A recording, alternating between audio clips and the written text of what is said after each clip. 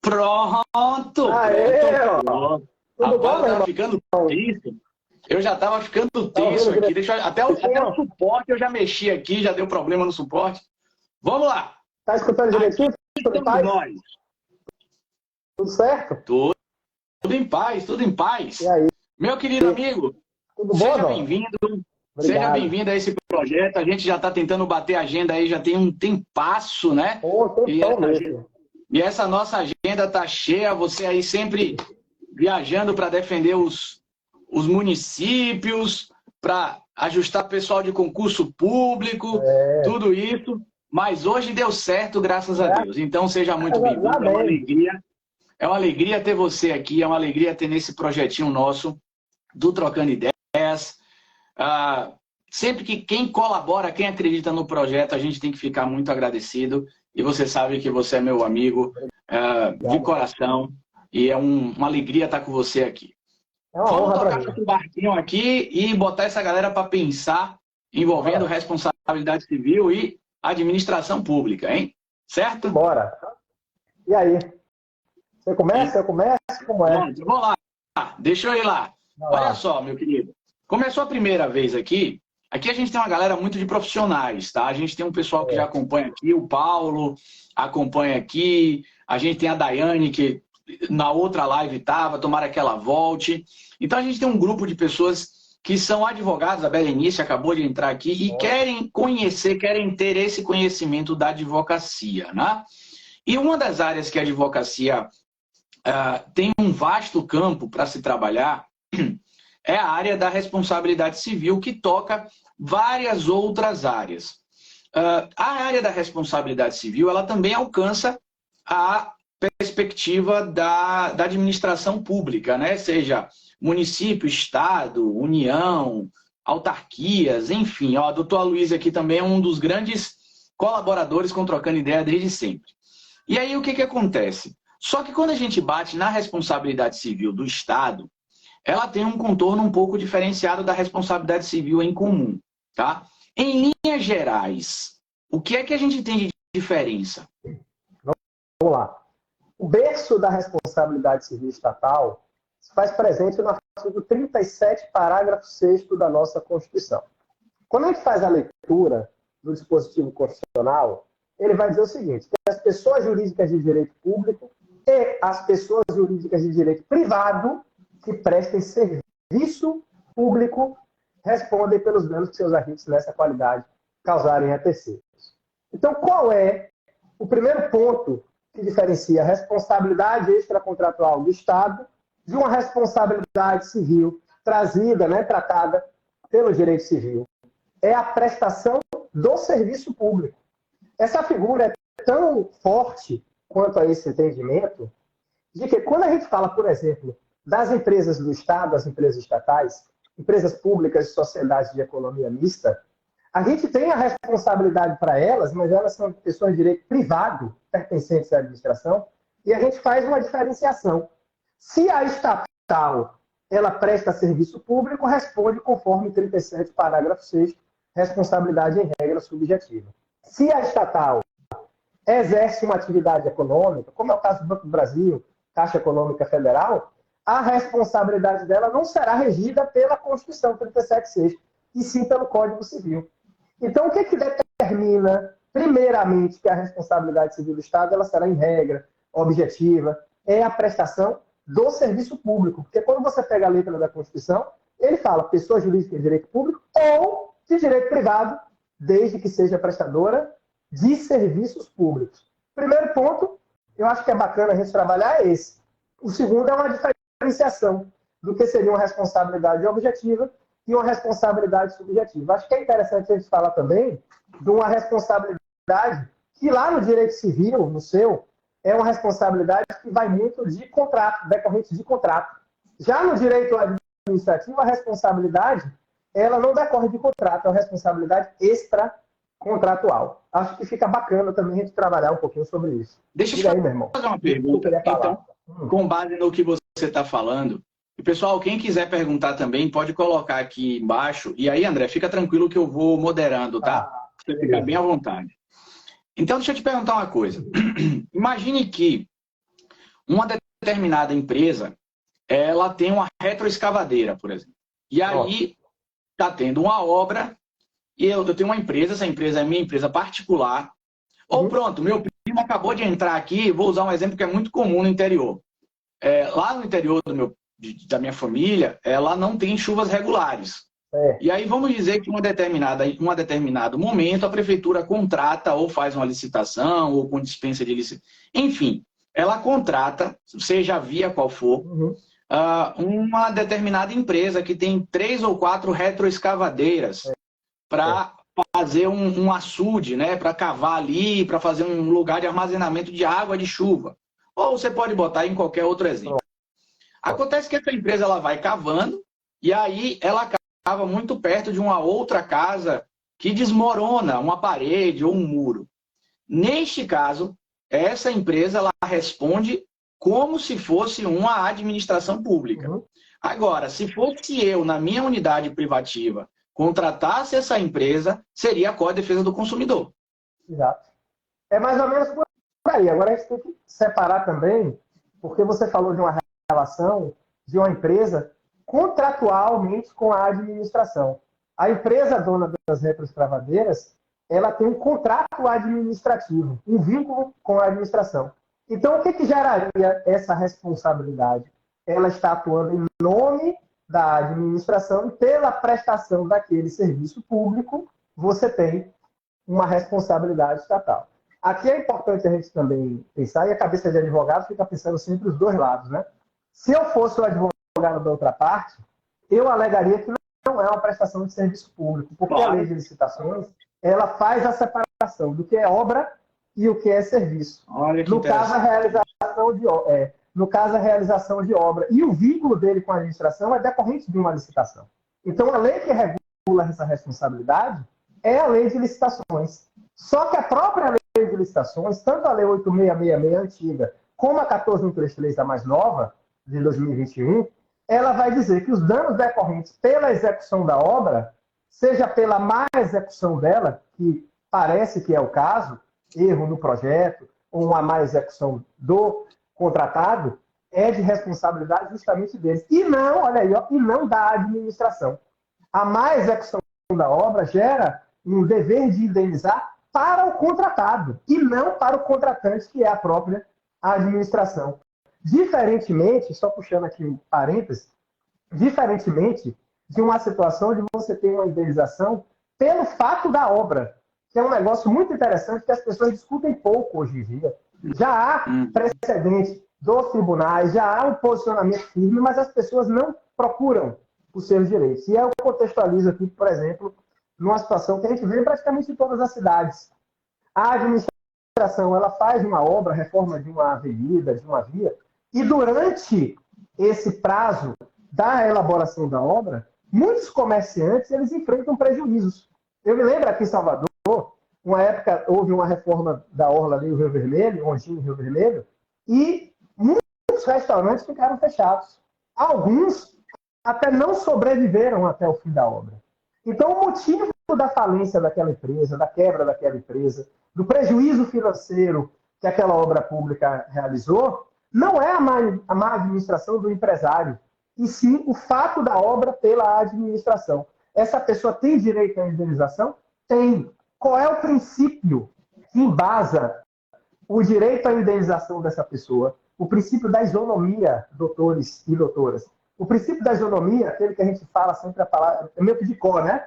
Tratar todos de forma igual, porém tratar os desiguais de forma desigual na medida da desigualdade. A administração responde por atos legais? Responde. E nesse caso, está tratando todos de forma igual, porém, aqueles donos dos estabelecimentos que enfrentaram o prejuízo, eles merecem um tratamento desigual na medida da sua desigualdade. E aí nasce o direito à indenização. Como a gente vai mensurar essa indenização? Os relatórios financeiros da empresa mostrando como era antes e como se tornou durante a obra ou até pós-obra. Porque não são raros os casos em que a gente vê pós-obra um comerciante reclamar. Mas antes da obra, a minha empresa faturava X e depois dessa obra eu fui prejudicado. Às vezes não tenho de cliente estacionar. Então, isso gera também uma responsabilidade da administração. E temos vários julgamentos de tribunais superiores acerca dessa tese, porém eu vejo que na prática as pessoas não exercem isso. Então, como nós temos muitos colegas advogados aqui, eu acho que é importante ele também trazer. É importantíssima essa situação. Inclusive, pertinho aqui da minha casa, a gente tem um caso bastante semelhante a essa situação, porque assim, aqui em Salvador, para quem não é daqui de Salvador, estão construindo o BRT. E aí estão fazendo um sistema de viadutos e tal, e aí quando faz o sistema de viadutos, cava para melhorar a parte do sistema de esgotamento e tal. E tem unidades aqui, que daqui da minha casa dá para ver, que literalmente não é assim, ficou a rua pior, o acesso ficou pior. Não, ficou sem acesso. Ficou sem acesso. Eles botaram barreiras para ninguém entrar. Ficou 3, 4, 5 meses sem acesso. Tanto que tinha um delivery de pizza aqui na frente da minha casa, do outro lado da avenida, e fechou. Fechou. É um caso aí que se encaixa, né, ao que a gente falou. O Aloysio está perguntando, e assim, essa sua colocação é interessante, porque me parece o lado reverso da contribuição da contribuição por melhoria, né? Isso, a administração pública pode cobrar pelo bônus. Pode cobrar pelo bônus e também pagar pelo ônus. Né? Perfeito. O Aloysio, ele fala aqui se pode haver responsabilidade solidária. Deve ser pelaquela pergunta, responsabilidade solidária entre a empresa e a administração pública, né? Aquela que a gente estava... Possibilidade de agilizar com as duas partes do polo passivo, você pode até fazer. Agora, na visão de advogado, pensando no interesse do cliente, é muito mais fácil você ajuizar contra a empresa, porque ela vai pagar por via ou de vontade própria ou por penhora, do que você ajuizar contra a administração e entrar na fila do precatório e esperar muitos anos. Então, se você tem a possibilidade de uma execução futura um pouco mais célere, é muito mais fácil você ajuizar contra a empresa. Se eu fosse o procurador na visão estatal, eu ia dizer que eu sou ilegítimo, porque a legislação que regula os contratos administrativos, e essa é a relação da administração com a empresa, ela diz que quem responde é a empresa, pela sua má execução. O Togento está perguntando aqui, assim, mas não seria o caso do princípio da supremacia do interesse público? No caso aí, por exemplo, ele está perguntando da obra. A empresa, né? Tem que suportar aquela obra por causa do interesse público. E está no risco que ela corre. Mas eu acho que ele está falando da indenização. A indenização pelo fato da obra. Isso, pelo fato da obra. Beleza. Não seria o caso interesse público. Tudo bem. O interesse público beneficia a todos. Como eu disse, a isonomia. Eu trato todos de forma igual. Todo mundo vai se beneficiar. Mas para todo mundo se beneficiar, alguns tiveram que se prejudicar. E esses alguns que tiveram que se prejudicar, eles têm direito à indenização. Não são todos que terão. Serão os que comprovarem que sofreram um prejuízo. Lembre que a responsabilidade ela se baseia aqui para a administração, se for objetiva, em 3 requisitos, né? O fato, o dano e a ligação entre fato e dano, que é o nexo causal. Então, ele mostra o fato, ele mostra o dano, e ele liga o fato ao dano àquela obra ao dever de indenizar da administração. O mesmo princípio, doutores, ele se aplica ao Instituto da Desapropriação. O que é desapropriação? É a administração ficar dona do imóvel que é do particular, mas ela indeniza, não indeniza? Mas não é por interesse público, a indenização é a cara do interesse público acima do interesse particular. Mas não indeniza? Indeniza. Por quê? Porque eu trato todo mundo igual, mas aquele que perdeu o imóvel, eu tenho que tratar de forma desigual. Eu vou desapropriar a sua casa para construir uma escola. Todo mundo vai se beneficiar. Inclusive você que vai perder a casa, vai ter um benefício. Só que você foi o único que perdeu a casa para isso. Isso gera o seu direito à indenização. E essas desapropriações, até pelo fato da obra, eu já vi uma que mistura as duas coisas. Lá no Rio de Janeiro, devemos ter amigos aí do Rio de Janeiro, eu me lembro que eu estava indo ali, acho que era para Barra da Tijuca, tinha um viaduto que passava dentro de um prédio. Eu nunca vi um negócio desse. Imagina, você mora, sei lá, no 3º andar, e do 5º ao 6º, do 4º ao 6º, é um viaduto que passa dentro de um prédio. Que loucura. E aí, Essa desapropriação certamente vai indenizar as pessoas que perderam o imóvel, Instituto da Desapropriação, perdeu o imóvel, desapropriação. Agora me diga uma coisa, e os outros donos de unidade não se prejudicaram também, não? Se prejudicaram, mas eles não sofreram desapropriação. Mas eles terão direito à indenização pelo fato da obra. Então, são coisas que a gente diferencia. E outro tema interessante ligado também, responsabilidade, desapropriação, a parte mais imobiliária, é a indenização, por exemplo, pelo fundo de comércio. Diga aí, deixa eu só falar um negócio com você. Eu estou lembrando aqui, saiu tem pouco tempo uma decisão do STJ mandando uma concessionária de via, né, via privatizada, pagar uma indenização a uma casa porque ela construiu uma passarela e essa passarela acabou dando vista, né, logicamente, para quem entrava na passarela, né, acabava vendo a privacidade do imóvel e com isso, né, gerou uma indenização por dano moral, inclusive. Exato. E a indenização, nesse caso, é a mesma tese, indenização pelo fato da obra. Não houve uma desapropriação, mas houve uma desvalorização do imóvel em virtude daquela obra pública. Ah, mas foi a concessionária que fez. Mas ela fez porque ela tem um contrato administrativo, ou seja, um contrato com a administração que dá direito a ela fazer isso. A legislação que regula essa relação, aí nesse caso de concessão, não é a lei de licitações, é a lei 8987, que é a lei de concessões. A lei de concessões vai dizer que a administração, no caso das desapropriações ou obras, nas vias concessionárias, a declaração de utilidade pública será feita pela própria administração. Mas a execução das obras, os pagamentos, tudo que for necessário para aquilo acontecer, será de responsabilidade da concessionária. Inclusive, quem paga as indenizações é a concessionária. E como é que ela vai reaver esse investimento que ela fez? Cobrando pedágio do cidadão que vai passar ali. Perfeitamente. É isso. Uhum. E aí, mais alguma coisa aí? Mas agora? Sim, o que você ia falar? Você ia falar de outra tese. Eu ia falar do fundo de comércio. Porque quando a gente fala de desapropriação, já partindo até para direito empresarial, tá vendo? O negócio está verticalizado, graças a Deus. Eu vejo muito o pessoal falar que a desapropriação ela é extremamente vinculada ao proprietário do imóvel. Isso é verdade. O proprietário ele tem realmente o direito. Ele é o dono do imóvel. Ele vai perder o imóvel. Agora, imagine o seguinte caso. Eu tenho um imóvel junto com esse proprietário e esse locado, né, para esse proprietário, e eu estou lá com o meu comércio há 10 anos. Imagina que eu estou há 10 anos. Mais de 5, né, no caso. Há 10 anos. E agora o município resolveu desapropriar esse imóvel. Quando o município resolve desapropriar, a relação do município não vai ser comigo que estou alugando o imóvel. Vai ser com o proprietário. E aí a doutrina, ela costuma dizer que a desapropriação é forma de aquisição originária da propriedade. E a administração vai lá e adquiriu a propriedade. O proprietário que está perdendo o imóvel, certamente ele vai me notificar para sair, e eu vou ter que sair.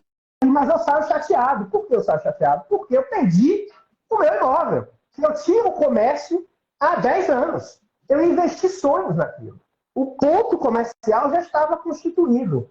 Aí a pergunta que as pessoas fazem é a seguinte: mas isso aí não gera para ele também um direito à indenização? Aquilo vale alguma coisa, não vale? Vale sim. O próprio STJ já definiu que a administração, quando for desapropriar um imóvel comercial, no qual já esteja estabelecido o fundo de comércio, serão duas indenizações. Uma pela perda do imóvel para o proprietário e outra pela perda do fundo de comércio. A indenização pelo fundo de comércio, exatamente. Uma é desapropriação e outra é indenização pelo dano causado na situação da perda do ponto comercial, né? O fundo de comércio, como o pessoal do direito empresarial gosta de chamar. Eu não avisei a vocês que a live ia ser alto nível? Pois é.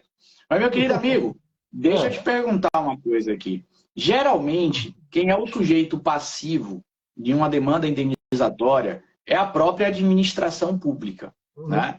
Muita gente até se revolta, dizendo: mas aquele juiz errou e o juiz não responde. O juiz manteve o cara preso, o cara é inocente, ele não responde, quem vai responder é o Estado. Existe a possibilidade do advogado ele mudar isso, ele alcançar. Não falo só do juiz, tá? Estou falando do agente público como um todo. De você chegar a esse agente público, esse servidor público em sentido lato, qualquer coisa do tipo. Olha, a gente tinha um entendimento que prevaleceu durante muitos anos e a gente teve aí um início de uma virada de chave com a decisão que saiu ano passado, confirmada até pelo STJ já. Como é que começa a história? A gente sabe que o agente público, quando ele está atuando, ele não atua simplesmente pela vontade própria, mas ele atua porque é o poder e o dever que ele tem como agente público. Então, o policial, quando corre atrás do bandido, ele não dá o tiro porque ele odeia o bandido, ele dá o tiro porque é o poder e é principalmente o dever dele. E a gente costuma dizer, toda vez que você tem poder, você tem dever. Então, a atuação do agente público, em regra, não é uma atuação em nome próprio, isso em nome do Estado. Por isso, o Estado indeniza em nome dele. Tanto que o 37.6, ele diz, as pessoas de direito público respondem pelos danos que seus agentes, nessa qualidade, causarem a terceiro. E aí, a discussão agora não vai ser mais do serviço público, quando a gente falou naquela hora. Vai ser agora quando a Constituição fala nessa qualidade. Para a gente discutir. Foi na qualidade de agente ou não foi? Então, em casos como esse, em que há uma situação, por exemplo, de um processo judicial e o juiz dá uma sentença no qual uma pessoa ou outra considera equivocada, a regra, e isso não há ainda precedentes mudando esse entendimento, tá? A regra é a seguinte, doutores. Você não gostou da sentença? Pois bem, recorra. Recorra. Simplesmente isso. Você não gostou da sentença? Recorra. O Estado não pode responder por atuações judiciais, porque das decisões judiciais cabe recurso.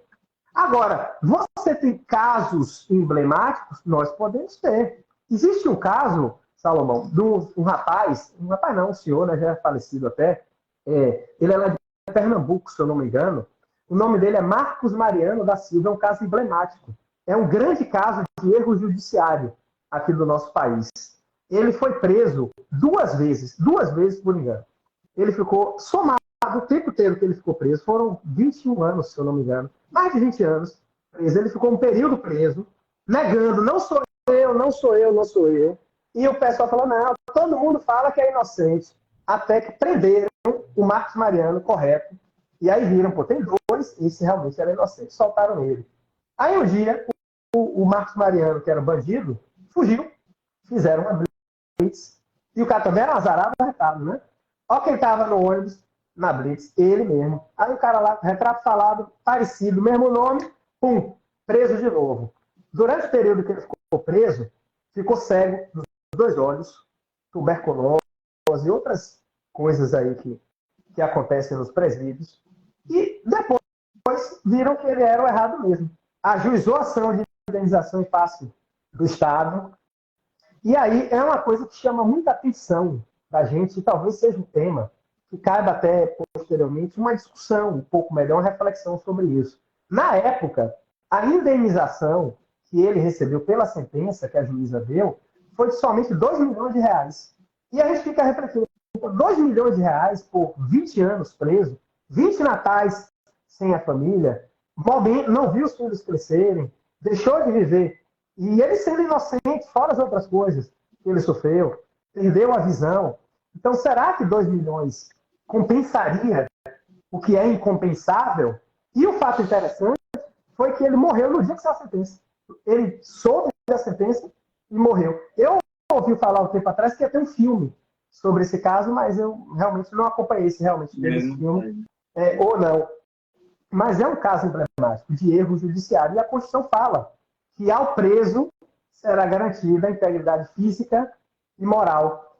E aí é um dos levantamentos de tese que a gente faz para casos como esse. Ele não teve a dignidade nem física e nem moral nesses casos. E aí cabe sim a indenização por erro judiciário. Mas quanto a ato do juiz, o impedimento é justamente esse. O juiz não vai responder. Se não gostou, recorra. Agora, contra ato de representantes do Ministério Público em propor ação contra pessoas, há já uma tese, não uma tese não, uma intenção, talvez, aí, do legislador de endurecer contra os membros do Ministério Público. Ontem mesmo foi proposta uma alteração da Lei de Improbidade Administrativa, que foi reformada inteira em 2021. A Lei de Improbidade foi reformada inteira em 2021.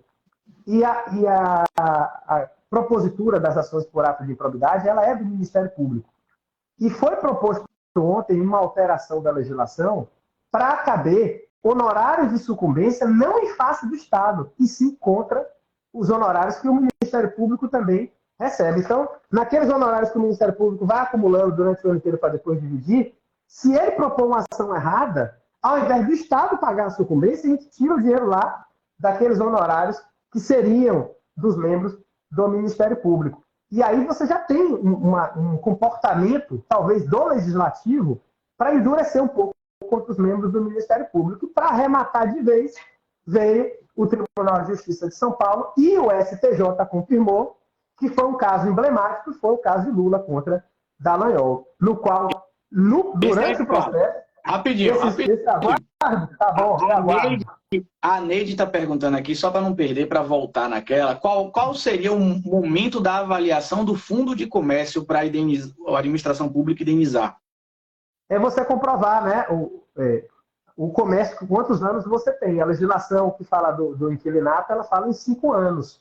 Então, contrato de locação, se você não tem um contrato de locação tão expresso, ou então você tinha um período anterior sem contrato, você comprovar através de fotos, testemunhas, faz uma prova testemunhal, notas fiscais. Você tem como criar elementos probatórios para comprovar o seu tempo de comércio. E aí, passou de 5 anos, já é constituído o fundo de comércio, desde que seja na mesma atividade, tá? Porque às vezes o pessoal vai mudando as atividades, vai arriscando uma coisa, não deu certo, vai para outra, tem que ser a mesma atividade. É como se você estabelecesse um ponto comercial. É aquela coisa assim, poxa, eu quero comprar um frango, vou naquele lugar lá que tem o melhor frango da cidade. Então aquilo vale alguma coisa. Imagine que eu sou proprietário do imóvel, eu falo assim, meu amigo, o seu frango está muito bacana, mas eu quero o meu imóvel de volta. Sabe por quê? Porque agora vai ser o meu, nesse lugar. E aí você, cidadão, quando vai lá, você vai pensando em comprar o frango porque é aquele local. Não é porque a empresa XYZ, é porque é aquele local que tem o melhor frango. Às vezes a pessoa não sabe nem o nome do restaurante, mas você sabe que é naquela rua, naquele local. É isso que protege, é isso que o Fundo de Comércio ele tenta proteger. Pronto. E mais? Vamos voltar agora para esse tema que é mais tenso, tá? Mas antes da gente começar, deixa eu só falar uma coisa. Aqui é só jurídico, tá? A análise aqui é só jurídica. A gente vai usar o fato apenas para vocês entenderem que existe uma... A gente não está falando nada. Falou foi o STJ de São Paulo. A gente vai usar o fato apenas para abrir uma porta para vocês verem que tem essa possibilidade, tá? Porque o que acontece? Normalmente, quem é responsável pelo ato do agente público é a própria administração. Por quê? Porque o agente público ele age como longa-manos do Estado, tá? Então, ele age como longa-manos. Tem até uma pergunta aqui, ó. Fala que o juiz responde civil e regressivamente quando no exercício da sua função proceder com dolo ou fraude. Tem aplicabilidade? Peraí, deixa eu só fazer a introdução e eu dou a palavra todo dia para você responder. Não, então, assim, é meu estagiário, hein? Geralmente, aumenta o salário do estagiário. Geralmente, quem responde é a própria administração, tá? Só que houve o caso Lula versus Dallagnol, que abriu uma outra possibilidade, né? Abriu uma janela aí que pode ser usada, já que existe um precedente, tá? Vá lá. Pronto. E é importante a gente deixar bem claro, novamente, né? É uma visão jurídica. É uma visão jurídica. E eu costumo dizer até em sala de aula, gente, eu sou advogado. Advogado não tem partido, não é direita, não é esquerda. Advogado simplesmente trabalha. A minha profissão é essa. E como professor, eu tenho que comentar também as decisões e abrir as possibilidades. E dentro desse caso, é importante a gente deixar bem claro que não é um caso que vai abrir qualquer possibilidade sem análise nenhuma contra qualquer servidor público. Porque nessa situação, o autor da ação, o presidente, ele conseguiu, no processo, segundo a decisão, eu não li o processo inteiro, mas eu li as decisões, segundo a decisão, ele conseguiu, no processo, comprovar que a atuação do procurador foi uma atuação pessoal. Então, a linha de defesa do procurador é dizer, não, eu atuo em nome do Estado. A minha atuação é impessoal. Só que o autor, né, não ia dizer a defesa, o autor, nesse caso, o presidente, ele conseguiu comprovar processualmente, aí tem provas no processo, que as decisões estão mantendo isso, sendo que a atuação dele não foi impessoal, foi pessoal. Tanto no sentido de perseguir aquele agente político, tanto quanto no sentido de se valorizar politicamente, o procurador se valorizar. O retrato disso é tão claro hoje, até a decisão fala sobre isso, é que muitos procuradores, eles largaram os cargos públicos e partiram para a área política. Então, aquele episódio lá, por exemplo, do PowerPoint, né, tão famoso, ele foi usado na decisão para dizer que aqueles agentes públicos, eles violaram o 37, parágrafo 1º da Constituição, que diz que os atos públicos, e o procurador, quando ele atua, ele pratica atos públicos, ele tem que usar os atos por motivo educativo, informativo e de orientação social. Dentro dos atos administrativos não podem constar nomes, símbolos e imagens, desde que tenham o objetivo de promoção pessoal. E foi comprovado nos autos a promoção pessoal do procurador. E essa promoção pessoal linkada a uma atuação vingativa, política, a decisão usa essas expressões, ela gerou, nessa situação específica, a condenação ao agente público indenizar. Afastou a responsabilidade do Estado e direcionou a responsabilidade para o procurador. No caso, agora ele era até deputado, perdeu o cargo, enfim. E aí o STJ já confirmou também, e aí está recorrendo, não transitou em julgado. Vamos ver o que o Supremo vai dizer sobre isso. O Supremo, realmente, guardião da Constituição, vai fazer a análise do 37, parágrafo 6º, para dizer se aquele agente público atuou ou não, como diz a Constituição, na qualidade de agente público. A atuação tem que ser na qualidade, impessoal. Se for comprovado que houve pessoalidade, aí a responsabilidade não recai mais para o Estado, sim para o agente público. É um tema interessante. Foi a primeira ação que eu vi com essa tese. Eu vou juntar aqui a pergunta do Paulo Vitor que ele fez ali. Ele perguntou o seguinte: seria uma atuação com excesso de poder? E aí eu vou juntar aqui. Seria um excesso de poder ou um ato abusivo? Porque existe uma diferença entre excesso de poder e ato ilícito causado por abuso do direito. Pelo menos em civil a gente tem, né? Em civil existe. Em civil, o ato de abuso do direito é o ato que é de acordo com a norma, mas que viola a intenção subjetiva da norma, né? Então ele ultrapassa a intenção subjetiva, né? Aqui você tem que separar. Quando a gente ensina poderes, o abuso ele se divide em dois: o excesso e o desvio. O que é o excesso de poder? O excesso de poder é quando você, agente público, você ultrapassa a sua competência e utiliza do outro. Não foi o caso. No caso do procurador, ele usou a competência dele. Ele usou a competência dele. Então não há excesso. Não há excesso. Mas nesse caso, há uma possibilidade de haver um desvio de finalidade, que é a mesma coisa do que você explicou. O desvio da finalidade ele ocorre quando o agente público ele é competente, mas ele não atua como um agente público visando o interesse público, mas sim o interesse próprio, o interesse privado. Então, eu sou competente, mas eu desviei a finalidade da administração. Qual é a finalidade da administração?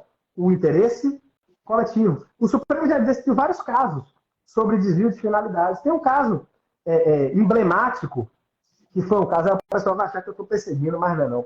Teve um caso emblemático, eu tenho que falar outros depois. Um caso emblemático que foi o caso da ligação de Dilma com Lula, que ela ia nomear ele ministro, e ele não virou ministro porque o Supremo disse que, naquele caso, ela estaria usando a competência dela não por interesse público, e sim por interesse particular. Temer também foi impedido, tá? Para dizer que eu estou falando só de um lado, Temer também foi impedido. Bolsonaro não foi, porque ele não chegou a nomear o filho dele para embaixador. Se ele fosse nomear naquela época, com certeza o Supremo ia mudar o entendimento da súmula vinculante 13, que fala do nepotismo, e ia trazer o princípio da impessoalidade aqui como fosse violado e o desvio de finalidade também.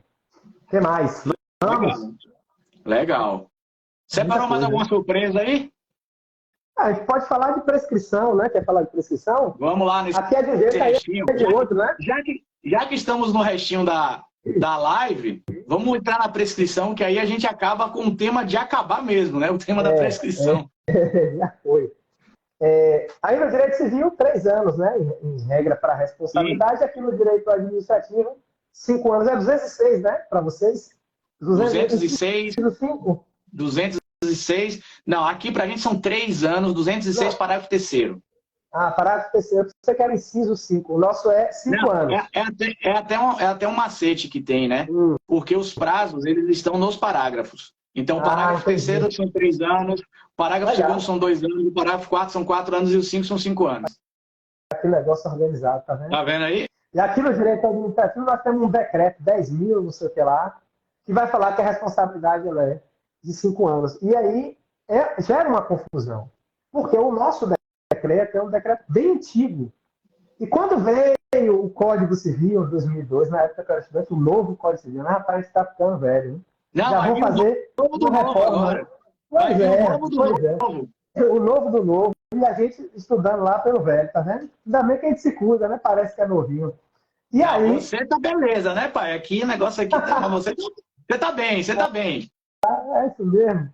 Minha esposa me trata bem. E aí, vamos lá.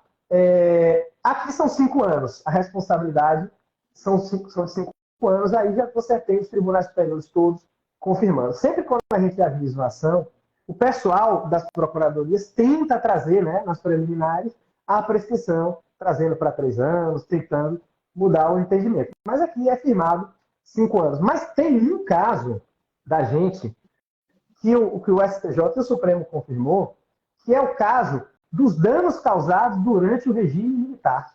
A pessoa sofreu um dano lá na época do regime militar, nunca conseguiu comprovar, até que agora ela conseguiu um documento que provasse, né? O fato novo ou prova nova. Pode ajuizar a ação? Pode. E o STJ disse que as ações relacionadas ao regime militar no quais houveram danos são imprescritíveis. Que negócio interessante, né? Interessante. Deixa eu só lembrar aqui uma coisa que a gente até conversou ontem e acabar passando. Assim, não precisa aprofundar não, tá? Só comentários bem rápidos para a galera saber que existe, que é o dano por multidão, né? Beleza. A Milena tá aqui, ó, Milena queridíssima amiga. A Milena querida, amiga de muitos especializadíssima em Lei Maria da Penha e defesa de direitos, né, de violência doméstica, excelente advogada. Mas assim, começamos juntos, viu? Começamos juntos, somos monitores juntos, eu e Milena. Vocês dois são muito novinhos, vocês dois estão muito novinhos. Vamos lá. Policial, naquela multidão, policial vai lá, puxa a arma, dá um tiro para cima, todo mundo começa a correr, um pisoteia o outro, e aí? Temos duas situações. Uma para jornalista e outra para multidão. Vamos lá. Nós tivemos alguns casos, e recentemente, acho que foi ano passado, o Supremo julgou um caso no qual a pessoa recebeu um tiro. Na situação de multidão, a pessoa recebeu um tiro. O que disse o Supremo Tribunal Federal no caso? Que o Estado tem que indenizar. Ah, professor, mas o risco ali é praticamente incontrolável. O Estado certamente alegou caso fortuito, que não tinha como controlar, situações de excludente de responsabilidade, mas o que o Supremo disse isso. A pessoa recebeu um tiro da parte de cima do corpo. Se o policial queria atirar para espantar ou para alguma coisa, ele atirasse para baixo. E até quando o tiro é para baixo, ele pode bater e subir, ricochetear, e isso também gera responsabilidade estatal. E aí nós tivemos um caso, foi o STJ que julgou, não sei se eu anotei aqui, não foi o Supremo, é o RE, anotei aqui. 1209429, RE 1209429, no qual o Supremo ele julgou, foi ano passado. E ele disse que o Estado ele responde por danos causados. Nesse caso foi o caso do jornalista que recebeu o tiro. 1209 429. 29, ok.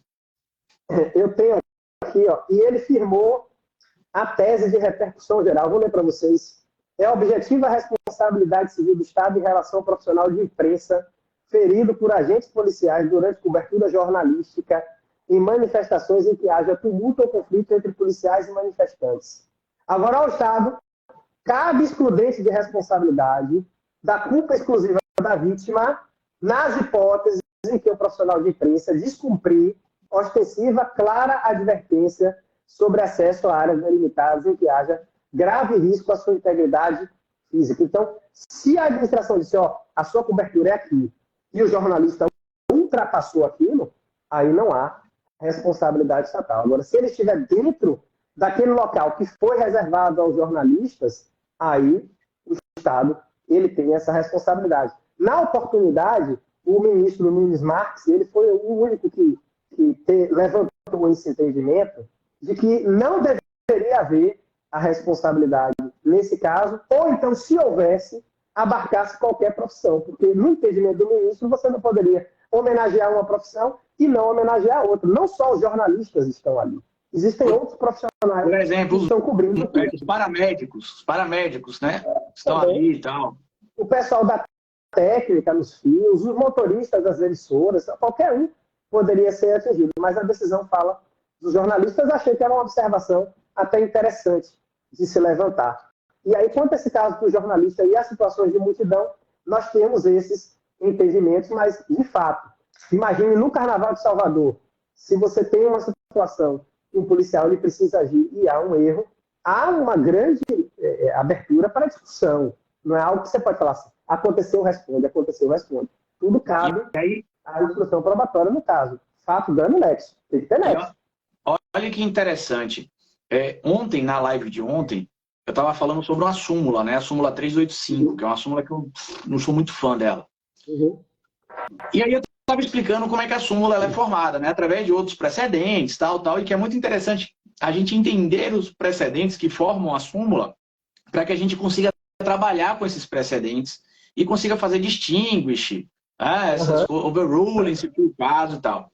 Nesse teu caso, você estava falando aí, eu estava pensando, se você for advogado de um jornalista que está ali naquele conflito entre A e B, né? Aqueles conflitos que explodem, por exemplo, na Avenida Paulista, um grupo X está reivindicando uma coisa, um grupo Y está reivindicando outra, eles se batem de frente, aí a polícia está ali fazendo aquele cordão para separar uma ponta e a outra, e o jornalista está ali. A polícia não vai delimitar uma área para dizer, olha, seu jornalista, só daqui para trás. Isso acontece isso acontece, por exemplo, quando tem jornalismo policial de invasão à comunidade. Que aí o policial fala, fica aqui atrás e a gente entra. Mas nessas confusões de briga por direitos, né, de conflitos mais não policialescos, mais sociais, o repórter geralmente está ali no caldo, né? Ele está ali no meio do liquidificador. E aí, você pode fazer isso para usar o distinguish nesse tema, né? Então, você vai dizer, ó, não tinha como separar, não existia o cercadinho da imprensa, né? Tava todo mundo ali no caldo, né? A imprensa entrou por um grupo de manifestantes infiltrado, e aí esculhambou tudo.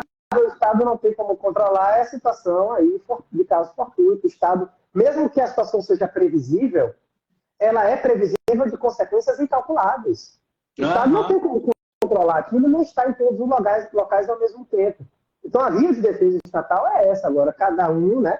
E eu, como sou advogado, posso estar do lado ou do outro, cada um defende a tese que abarca melhor o direito do seu cliente. Tem tese para os dois lados. É por isso que cabe a discussão. Muito bom. Meu querido amigo, eu estou vendo que você está me parece que ainda no escritório aí, né? Você tem suas crias, você tem sua esposa aí para ir, eu já ocupei muito espaço dela. Quero agradecer mais uma vez. Você foi, como já era de se esperar, você foi top demais, né? Vai ser uma aquisição do projeto, tá? Já estou lhe vinculando ao Pode vivo. vincular. Tá certo. Muito obrigado, meu querido amigo André. Eu agradeço, meu irmão, pela honra. Bater um papo com você. Você é um cara, além de ser um cara inteligente, você é um cara super boa prosa, explica bem o que está fazendo, sabe o que está fazendo, isso é o que é mais importante de tudo. É isso mesmo. É tão bonito quanto eu, então isso aí também já é um outro critério. Mas eu quero agradecer de coração pela sua presença, pelo seu tempo aqui. Eu sei que a gente tem uma agenda, você está com a agenda bem fechadinha, mas esteve aqui, muito obrigado. Pessoal, eu passo a palavra. Eu vou deixar você falar no final para você fechar, porque você tem que fechar essa live. Essa live tá show demais. Pessoal, o que acontece? Amanhã, como eu falei, só para dar o recado aqui, amanhã a gente vai ter live com o Maurício Bunazar. A gente vai falar sobre o limite da sátira e a responsabilidade civil. Tá? Ele é um professor que tem alguns...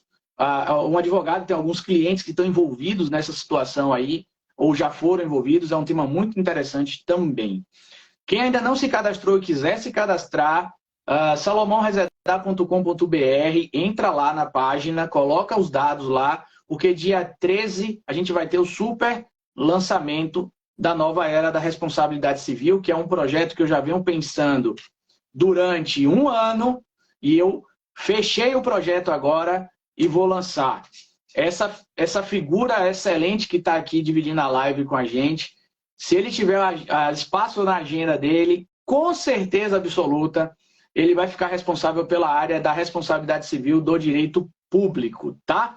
Então já estou dando um spoiler. Meu amigo, de coração, muito obrigado mais uma vez. Eu que agradeço, meu irmão. Com certeza, estaremos juntos. Confirmado, viu? Não tem volta, tá gravado. Confirmado. Pode mandar o contrato, tá tudo certo, tudo confirmadinho. E para mim, realmente, é um prazer imenso estar com vocês, dividir as experiências, conversar sobre um tema tão apaixonante que é o tema da responsabilidade civil. E é um tema que a gente caminha juntos, né? A parte do direito civil com a parte do direito administrativo. A gente aqui dentro do direito administrativo, a gente usa muito os posicionamentos dos advogados civilistas. Então, para mim, falar sobre esse tema, que é um tema que nem todo mundo me convida para falar. O pessoal me vincula muito a licitações e servidores públicos, mas é um tema que eu adoro, o ramo responsabilidade civil. E com certeza estaremos juntos. Já estou esperando outra live, viu? O pessoal pode cobrar aí, que a gente faz outra. Você foi 100%, você foi 100% aqui, ó. Tá subindo só elogio. Então já tá mais do que convidado. Muito obrigado, meu querido. Beijo na cria, beijo na cria, beijo na sua senhora, beijo pra você, vejo você na próxima. Fui! Valeu, tchau, tchau.